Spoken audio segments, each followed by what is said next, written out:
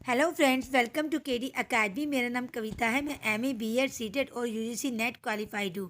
Friends, अगर आप channel पर पहली बार आए हैं तो चैनल को सब्सक्राइब जरूर कर लीजिए, बेल आइकन को प्रेस कीजिए, लाइक कीजिए, शेयर कीजिए। फ्रेंड्स, अगर आपने इससे पहले की वीडियो नहीं देखे हैं तो जाके जरूर देखिए। इससे पहले मैं रीतिकाल के 16 वीडियो, भक्ति काल के 23 वीडियो और आदिकाल के 9 वीडियो अपलोड कर चुकी हूँ। फ्रेंड्स, अगर आप इस चैनल पर पहली बार आए हैं तो फ्रेंड्स आप ज़रूर सब्सक्राइब कर लीजिए चैनल को, क्योंकि आपको तभी वीडियो मिलेंगे जब आप चैनल को सब्सक्राइब करेंगे, क्योंकि ऐसे तो आप ढूंढते रह जाएंगे, आपको वीडियो नहीं मिल पाएंगे। ओके फ्रेंड्स, और आपका इस चैनल पर जुड़ने के लिए बहुत बहुत धन्यवाद फ्रेंड्स। और मैं आपसे एक बात कहना चाहूँगी फ्रेंड्स, जैसे ही आप चैनल पर आते हैं तो वीडियो को लाइक ज़रूर कर दीजिए, ताकि इससे मुझे मोटिवेशन मिले।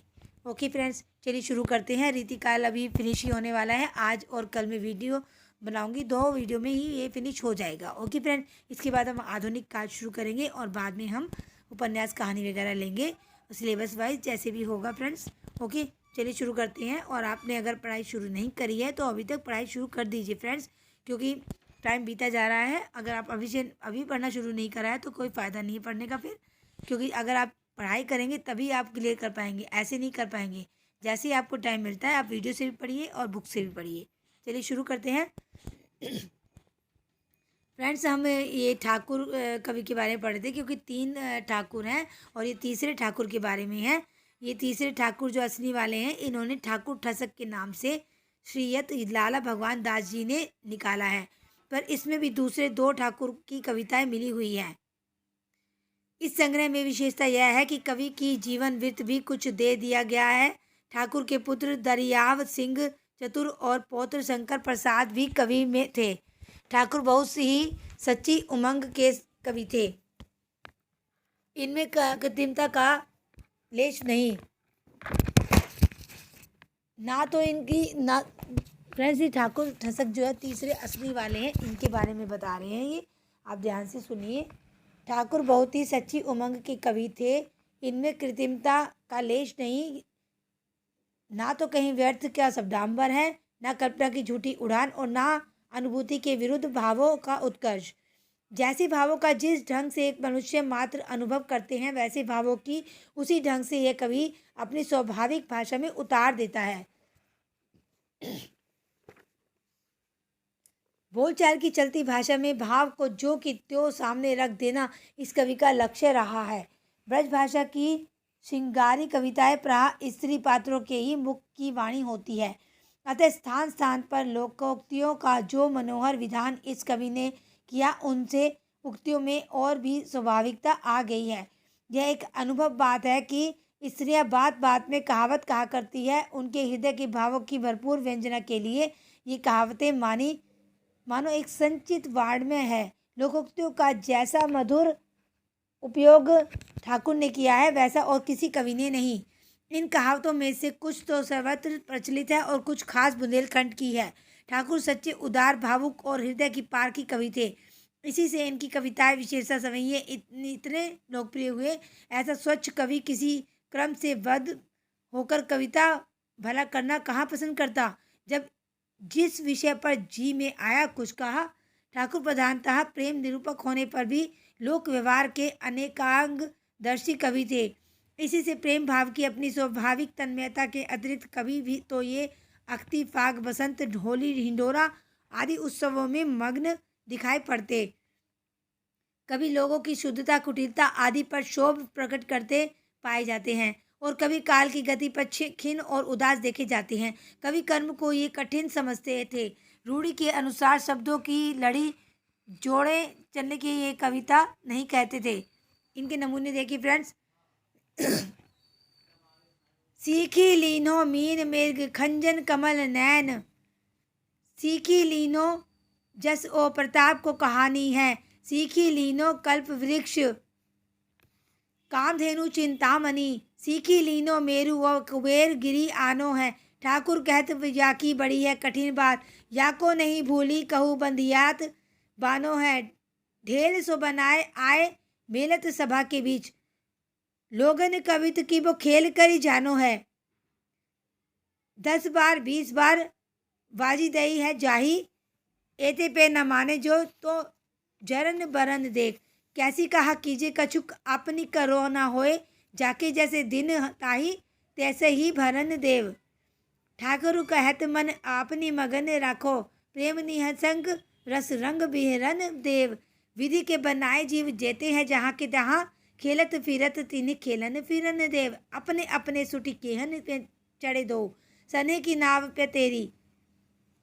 अपने अपने सुटी गेहन में चढ़े दो, सनेह की नाव पे री। अज्ञान में भीजत प्रेम भरे समयो, लखी में बली जाऊ पे रिखा। कहे ठाकुर दो उनकी रुचि सो रंग है, उमड़े दो ठाव पैरी। सखी कारी घटा बरसे बरसाने पे, गोरी घटानंद गांव पैरी। वा निर्मोहिनी रूस की राशि, चौद उर हेतु न ठानती है। बाहरी बार बिलो की घरी घरी, सुरती तो पहचानती है। ठाकुर या मन की प्रतीति है, जो पैसा नहीं न मानती है रे। आवत है नित नित मेरे लिए, इतनी तो विशेष कह जानती है। यह चारों ओर उदो मुखचंद की चांदनी, चारू निहारी लहरी। बली जो पे अधीन भयो पिय प्यारी, तो ए तो बिचारी बिचारी लहरी। कवि ठाकुर चुकी गयो जो गोपाल, तो तय बिगरी को संभारी लहरी। अब रह ना रह यही समयो, बहती नदी पाए पखारी लहरी। पावस ते परदेश ते आए, मिले पिए और मन भाई भई है। दादुर मोर पपीहर बोलत, तापर आनी घटा उनई है। ठाकुर वासुकारी सुहावनी, दामनी कौंद किते को गई है। रो अब तो घन घोर घटागर, जो बरसों तुम्हें दूर दई है। पिए प्यार करे जेही पै सजनी, तेही की सब भातिन सैयत है। मन मान करो तो परिभ्रम में, फिर पाछे परे पछतैयत है। कवि ठाकुर कौन की कासो कहो, दिन देखी दशा बियर, दिन देखी दशा बियर रैत है। अपने अटके सुन ऐरी भट, अपने अटके सुन ऐरी भट्टू, निज सोत के मायके जयत है।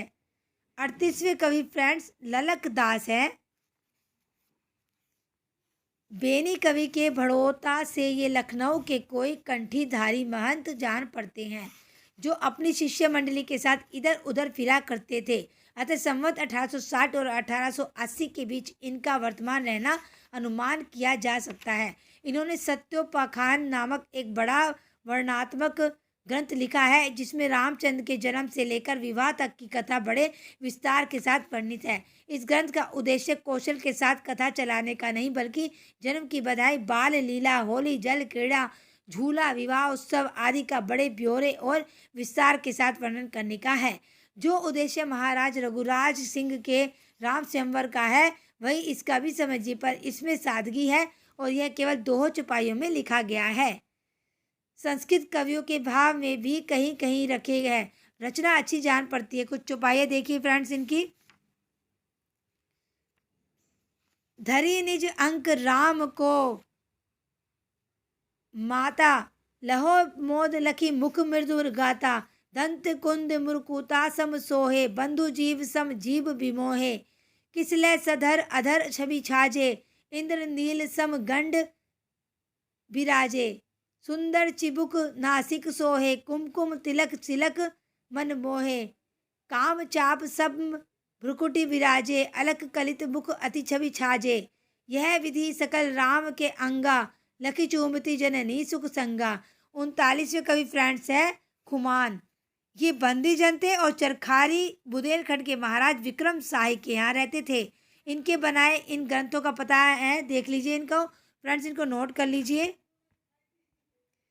सारे मैं इनको अंडरलाइन कर देती हूँ, इनको नोट कर लीजिए। Okay friends.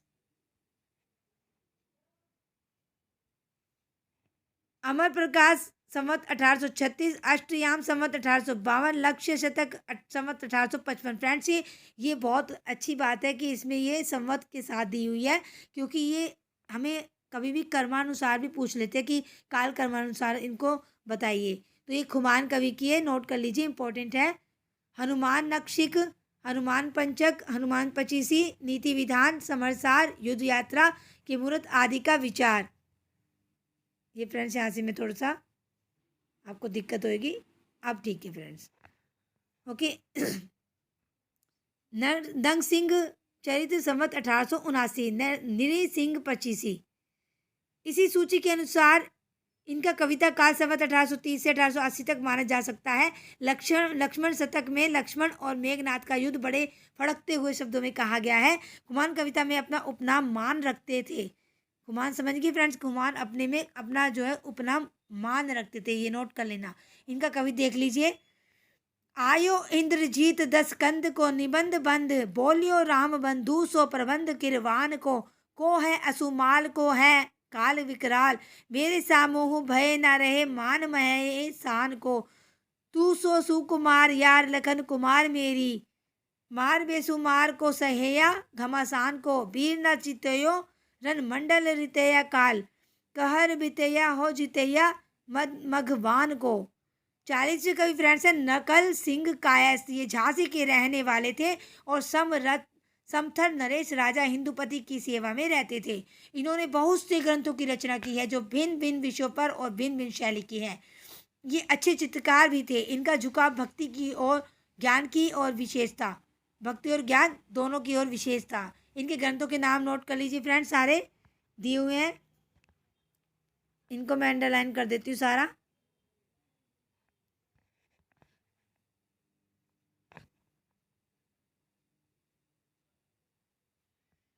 ओके फ्रेंड्स, रास पंचाध्याय, अब देख लीजिए रास पंचाध्याय कितनी बार पूछी जा चुकी है फ्रेंड्स, लेकिन रास पंचाध्याय उनकी भी है जो मैंने आपको एक कवि पहले बताए थे। रास पंचाध्याय किसकी है, मैंने आपसे कमेंट में पूछा था फ्रेंड्स, मुझे आंसर भी आया था किसी का। रास पंचाध्याय रामचंद्र विलास शंका मोचन संवत 1873, जोहरी तरंग। आप फ्रेंड्स मुझे कमेंट में बताएंगे कि रास पंचाध्याय किस किस ने लिखी है। जोहरी तरंग, सॉरी फ्रेंड, जोहरीन तरंग 1875, रसिक रंजनी 1877, विज्ञान भास्कर 1878, ब्रज दीपिका 1883, सुकरम भास्करवाद 1888, नाम चिंतामणि 1903, मूल भारत 1911, भारत सावित्री 1912, भारत कवितावली 1913, भाषा सप्तशती 1917, कवि जीवन 1918, आला रामायण 1922, रुक्मणी मंगल 1925, मूल ढोला 1925, रहस्य लावनी 1926, अध्यात्म रामायण, रूपक रामायण, नारी प्रकरण, सीता स्वयंवर, राम विवाह खंड, भारत वार्तिक, रामायण सुमेरनी, पूर्व सिंगार खंड, मिथिला खंड, दान लोभ संवाद, जन्म खंड। फ्रेंड्स ये सारी पुस्तकें जो है ये नकल सिंह कायस्थ ने लिखी है। उक्त पुस्तकों में यद्यपि अधिकांश बहुत छोटी है, फिर भी इनकी रचना की बहुलता बहुरूपता का आभास देती है। इनकी पुस्तकें प्रकाशित नहीं हुई है, अतः इनकी रचना के संबंध में विस्तृत और निश्चित रूप से कुछ नहीं कहा जा सकता। खोज की रिपोर्टों में उद्धृत उदाहरणों के देखने से रचना इनकी पुष्ट और अभ्यस्त प्रतीत होती है। ब्रज भाषा में कुछ वार्तिक या गद्य भी इन्होंने लिखे हैं। इनके पद देख लीजिए फ्रेंड्स।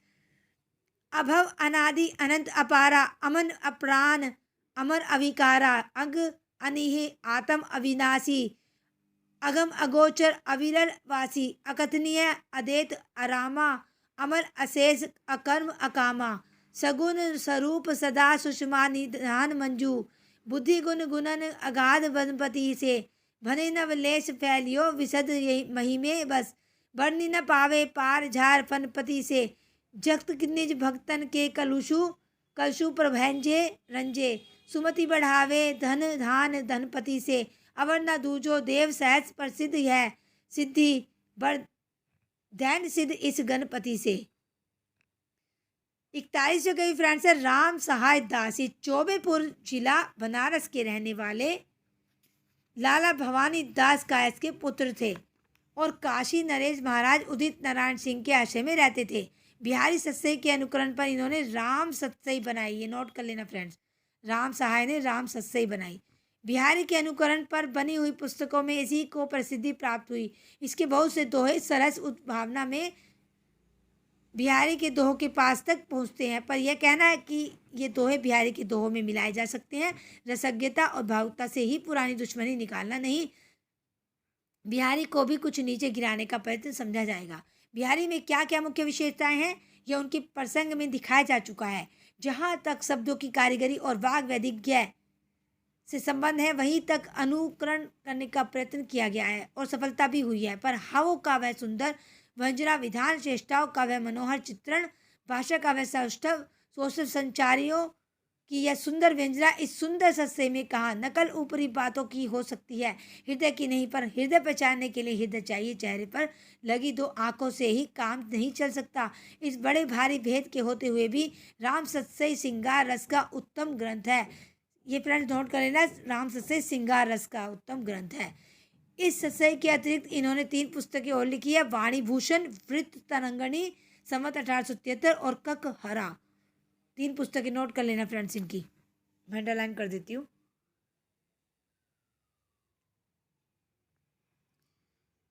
वाणी भूषण अलंकार का ग्रंथ है और वृत्त तरंगणी पिंगल का, ककहरा जायसी की अखरावट के ढंग की मोटी सी पुस्तक है और शायद सबसे पिछली रचना है क्योंकि इसमें धर्म और नीति के उपदेश है। राम साय का कविता काल संवत 1860 से 1880 तक का माना जा सकता है। अब नीचे इनका उदाहरण देख लीजिए। गड़े नुकीले लाल के नैन रहे दिन रैनी, तब नाजुक तोड़ी थोड़ी ना, क्यों गाढ़ परे मृदु बैनी, भटक ना झटपट चटक क्या अटक सुनट के संग, लटक पिट पट की निपट हटकती कटक अनंग, लागे नैना नैन में कियो कहा धो मैन, नहीं लागे नैना रहे लागे नैना नैन, गुलू फनी लागी जो तो गयो, करी करी साहस जोर, फिर ना फिरियो मुरवान चपी, चित अति खात मरोर, यूं भी भासी 10 नावली, ललना बदन मंझार, पति को ना तो मानी के मनु आई उड़मार। 42वें कवि फ्रेंड्स है चंद्रशेखर, ये वाजपेयी थे। इनका जन्म संवत 1855 में मुअज्जाबाद जिला फतेहपुर में हुआ था। फिर 6 वर्ष तक जोधपुर नरेश महाराज मान सिंह के यहाँ रहे। अंत में ये पटियाला नरेश महाराज करम सिंह के यहाँ गए और जीवन भर पटियाला में ही रहे। इनका देहांत संवत 1932 में हुआ। अतः ये महाराज नरेंद्र सिंह के समय तक वर्तमान थे और उन्हीं के आदेश से इन्होंने अपना वर्षित वीर काव्य हमीर हट बनाया। इसके अतिरिक्त इनके ग्रंथों के नाम है, ये नोट कर लीजिए फ्रेंड्स। विवेक विलास, रसिक विनोद, हरिभक्ति विलास, नक्शिक वृंदावन शतक, गृह पंचाशिका, ताजक ज्योतिष, माधवा बसंत। यद्यपि श्रृंगार की कविता करने में भी ये बहुत ही प्रवीण थे, पर इनकी कीर्ति को चिरकाल तक स्थिर कर रखने के लिए हमीर हट ही पर्याप्त है। उत्साह की, उमंग की, व्यंजना जैसी चलती स्वाभाविक और जोरदार भाषा में इन्होंने की है, वैसे ढंग से करने में बहुत ही कम कवि समर्थ हुए हैं। वीर रस के वर्णन में इस कवि ने बहुत ही सुंदर साहित्यिक विवेक का परिचय दिया है। सूदन आदि के समान शब्दों की तड़ातड़ और भड़ाभड़ के फेर में न पड़कर उग्रोत्साह व्यंजक उक्तियों का ही अधिक सहारा इस कवि ने लिया है, जो वीर रस की जान है। दूसरी बात ध्यान देने की यह है कि वर्णनों के अनावश्यक विस्तार को, जिसमें वस्तुओं की बड़ी लंबी चौड़ी सूची भरी जाती है, स्थान नहीं दिया जा गया है। सारांश यही है कि वीर रस वर्णन की श्रेष्ठ प्रणाली का अनुसरण चंद्रशेखर जी ने किया है।